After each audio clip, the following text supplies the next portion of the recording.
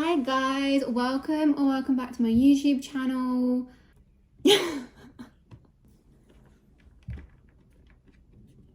So welcome back to my YouTube channel. I hope everyone is having a great day, a great week. In today's video, I wanted to talk about what happens after you get diagnosed with chronic illness, because I feel like recently this has caught myself off guard, and I feel like we need to talk about it a bit more. When you're literally just left to take your medication, apart from checkups, and you're basically left to your own devices to mentally cope with your diagnosis. I have made some notes here. So if I keep looking at my screen, that is why. So if you have been diagnosed with a chronic illness, which I'm guessing the likelihood of you watching this video means that you have, we all know that the mental changes you need to make to your life and the way you think is so drastic that processing it can be very difficult. Everything changes.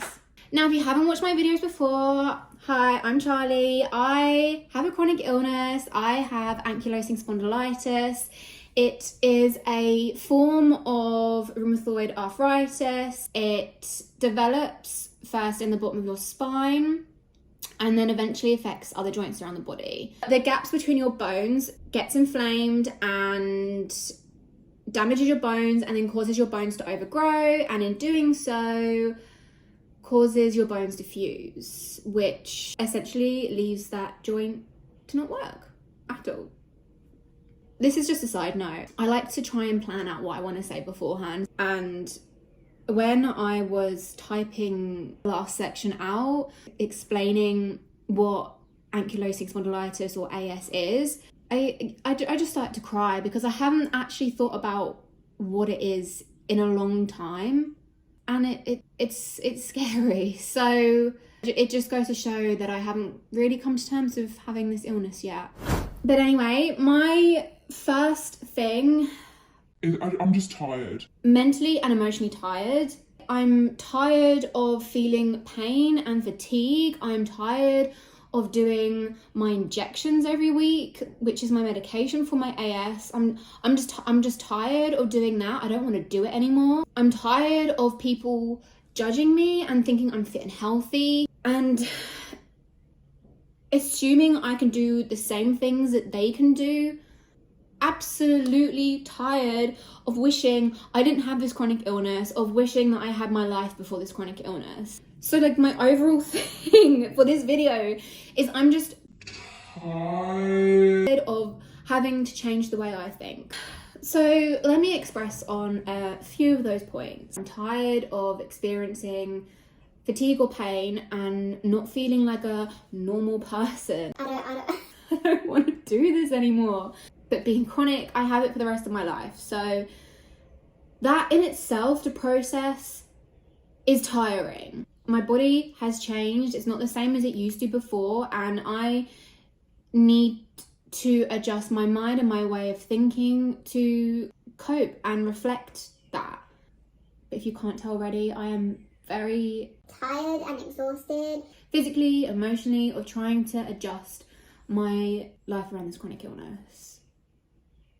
It takes a toll mentally, and I've only been doing it for a year.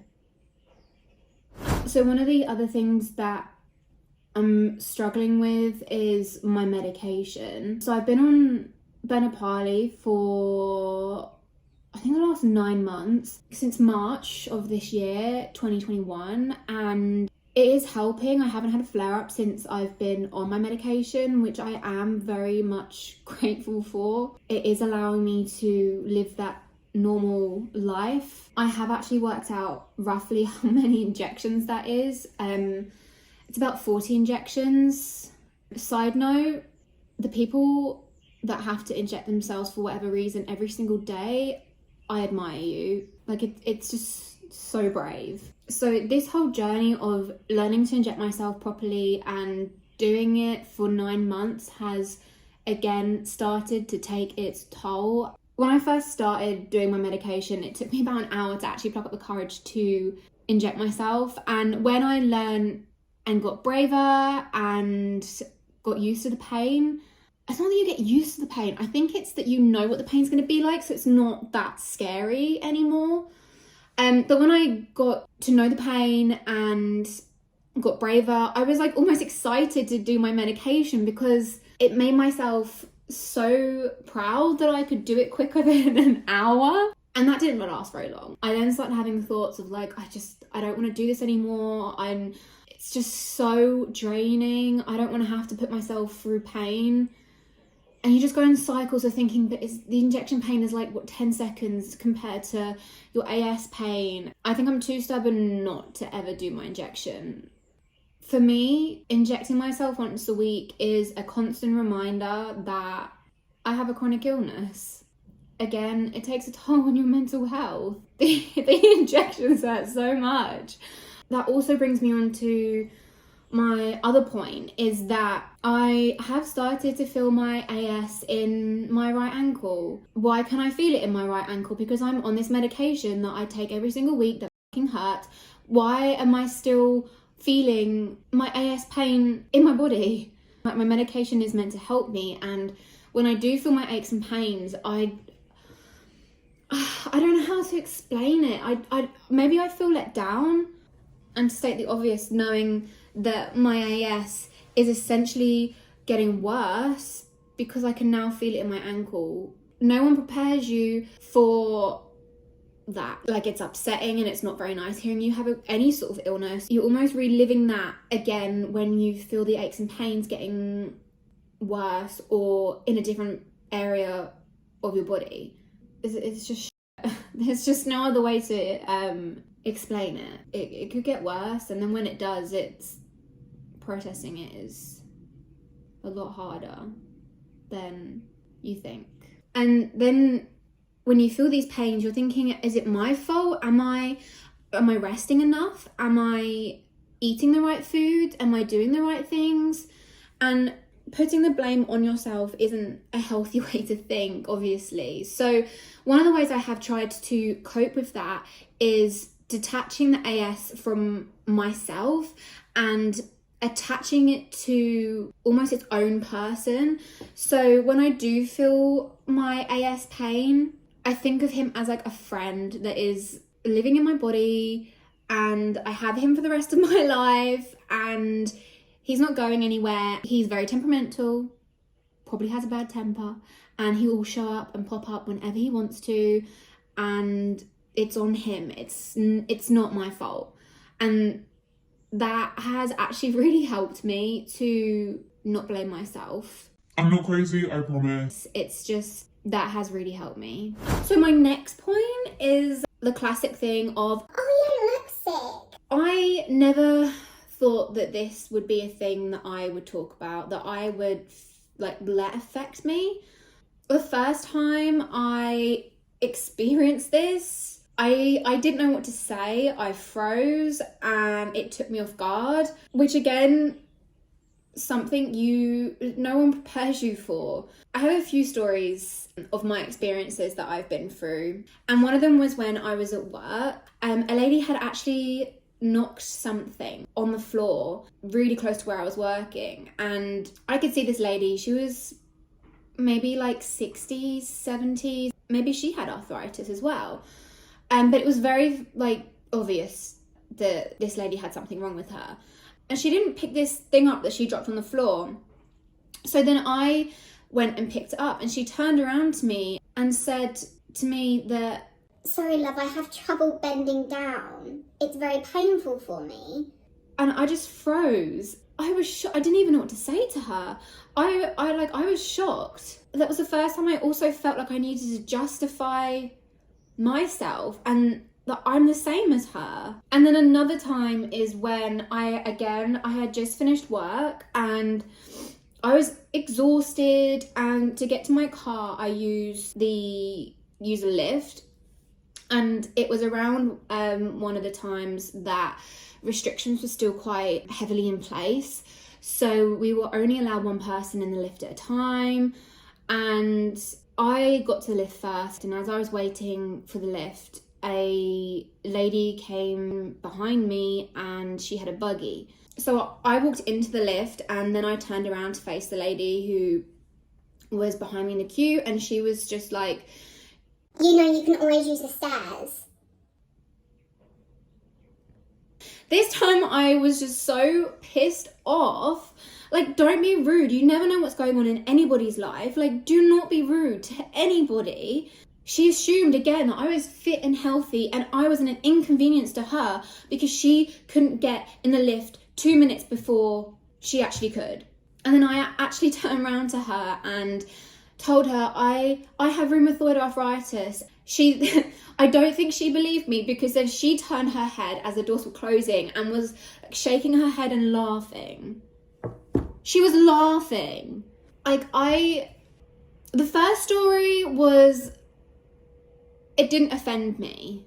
But this woman with the buggy offended me, and it made me feel like shit and frustrated, and I just wanted to fucking cry my eyes out, because it just goes back to that thing where people think, Oh, you don't look sick. Oh, you look fine. I'm entitled as much to get that lift as she was. Even if I didn't have anything, I can get the lift if I want. But who is she to say to me that I can take the stairs? And then for her to turn around and shake her head and laugh at me. And then another story I have to do this topic is that when I went to a yoga class, like any exercise class, if you're new to it, they always ask you, does anybody have any injuries or anything they need to know about? When the class began and she said that, is there anything I need to know about the new members in this class? Any injuries or anything? My heart was like beating out of my chest. I was so nervous to tell her that I have rheumatoid arthritis. But I don't know why. The only thing I can think of is the majority of people in that yoga class was like older people. It was obvious that they are doing yoga to try and preserve the movement that they have in their bodies and their joints, which is why I'm doing it as well. To say in front of the whole class that I have arthritis, it just made me feel stupid that people wouldn't believe me. Hello, you. Tomcat. What are you doing?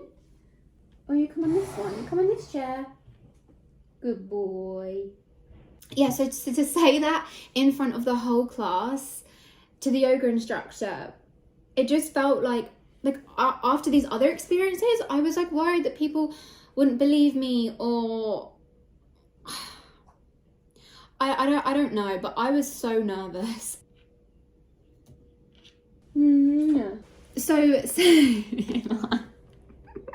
I need to carry on with this video. Come on. No. Like, no one prepares you for that. No one prepares you for like explaining your illness to strangers in front of people, and it's terrifying. My heart was beating and I was sweating. So all the things that I have spoken about in today's video are things. That's my tripod! So all the things that I have spoken about in this video, and even some that I haven't, because this video doesn't need to be longer than it already is, has just built up for me over time and made this, and just kind of like turned into anxiety. And there are days like I don't want to leave my bedroom because I just feel so safe in my room from everything. Some days are just really hard to mentally get through. Other days, especially at the moment, I just feel numb. I have zero motivation to do anything. Even the things that I know will make me feel better and the things that I know that I enjoy, I just don't, I have zero motivation and drive to do them. So the fact that I have planned this video today and sat down and filmed it is such a massive thing for me, and I'm so proud of myself. Like, I just feel stuck. I feel like this is something I never asked for, that no one prepares you for. I can't get rid of it. I have it for life. It's chronic. And just coming to terms with that alone, that this physical battle with AS and mental battle of being diagnosed and having AS is continuous. And it's going to be with me for the rest of my life. Coming to terms with that in itself, that I'm gonna have this physical and mental battle, has, I think, helped me process my emotions and helped my mental health a bit better. So it is normal to feel all these emotions and to feel like you haven't accepted your chronic illness. You're bound to have times where your emotions are up and then they're down, and it's okay. It's okay. And that is why I always end my videos with make healthy choices and remember to be kind to yourself, because those are the most important things. And that is it for today's video. I really hope this wasn't blabbering on too much, and I hope that this does help you and reassures you and lets you know that you're not alone going through this. And like I've just said, remember to make healthy choices and always be kind to yourself. And I hope I see you guys in the next video. Bye guys. Mwah.